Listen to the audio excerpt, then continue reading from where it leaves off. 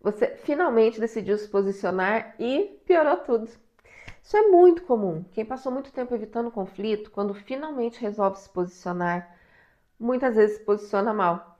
No vídeo passado, a gente falou sobre o que acontece quando você evita conflito por tempo demais. O desgaste, o acúmulo, o momento em que você já foi embora emocionalmente, tudo isso antes de pedir demissão de verdade.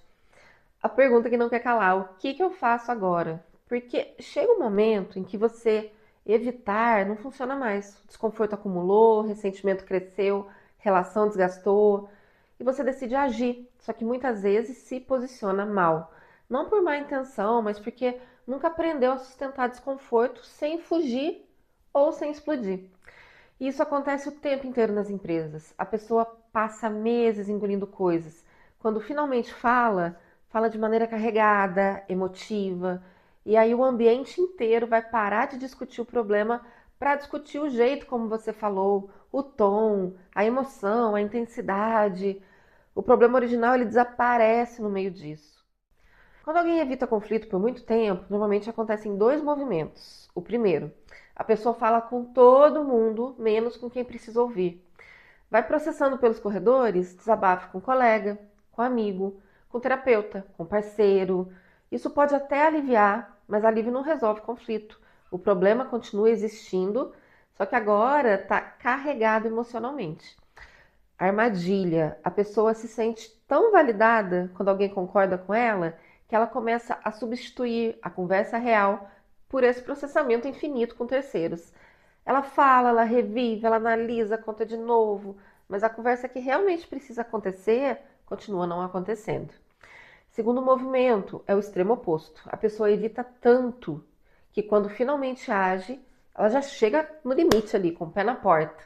Ela escala direto para a liderança, ou manda um e-mail enorme, sabe, meses de acúmulo, todos numa conversa só. E aí o conflito deixa de ser sobre o problema e vira sobre a intensidade, porque o outro já não está ouvindo o conteúdo, ele está tentando se defender da forma como aquilo chegou.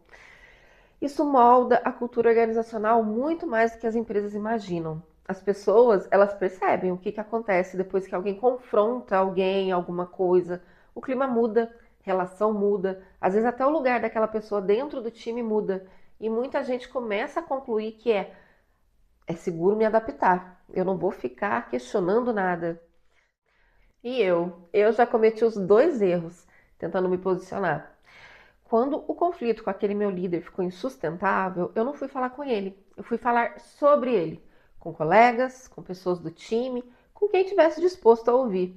Eu precisava confirmar que aquilo não era coisa da minha cabeça, eu queria validação, eu queria ouvir, não, você não está exagerando, você não está louca. Mas olhando hoje, eu percebo que eu estava construindo um caso nos corredores.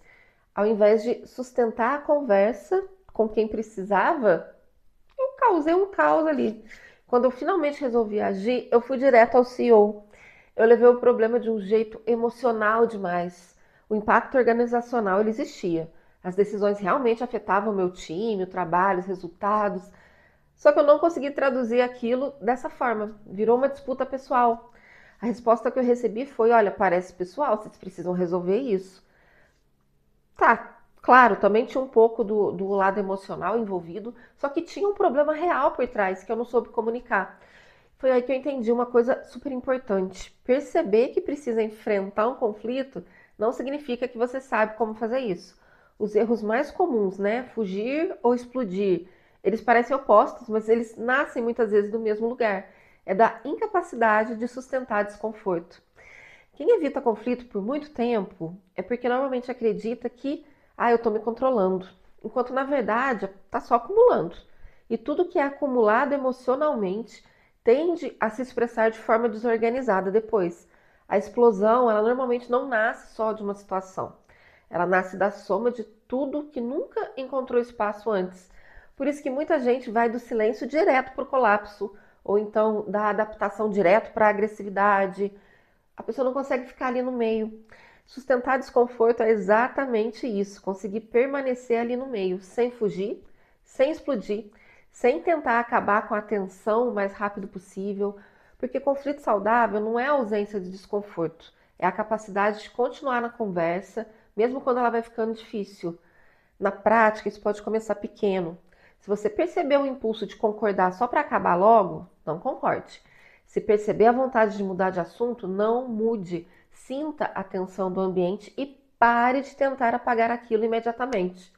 Parece simples, mas para quem passou a vida inteira evitando o desconforto relacional, isso é um treino enorme. E aí tem que entrar algumas outras mudanças importantes. Pare de triangular conflito. A primeira conversa precisa acontecer com a pessoa envolvida. Não com metade da empresa, não no grupo do WhatsApp, não com aquele e-mail copiando 10 pessoas. Tem que ser direto, em privado, sem plateia. É desconfortável? Claro, existe presença emocional. Outro comportamento, separe sentimento de problema, porque uma coisa é o que você sente, outra é o que precisa ser resolvido.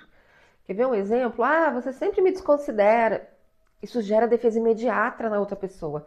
Fala alguma coisa do tipo, olha, quando isso acontece, o projeto é impactado dessa forma. Isso abre espaço para conversa. Você não está anulando o que você sente. Você está trazendo o problema numa linguagem que o outro consegue ouvir sem precisar se defender. Outra coisa, respeite escala. Se precisar envolver liderança, RH, envolva. Mas depois tentar resolver diretamente com a pessoa. E quando levar o problema, leve impacto concreto. Não leva, essa pessoa é tóxica. Você tem que levar algo do tipo, olha, essa dinâmica está produzindo esse efeito no time, na comunicação, na entrega. Existe uma diferença enorme, gente, entre desabafo e posicionamento. Você não tá. Vou trazer uma situação muito comum aqui no corporativo. Você tem um líder que te chama para reuniões frequentes. Ele pede a sua visão. Você pensa na estratégia junto com ele. Vocês constroem juntos a solução. E depois essas ideias aparecem em reuniões maiores como se fossem dele. E normalmente isso não começa de forma escancarada. Vai começar pequeno. Uma ideia aqui, um direcionamento ali. E aí você vai racionalizando. Talvez eu esteja exagerando. Talvez não tenha sido intencional. Até que o padrão fique impossível de ignorar. E aí o ressentimento já está grande demais para ter uma conversa limpa. O primeiro passo é observar o padrão com clareza. Isso acontece uma vez?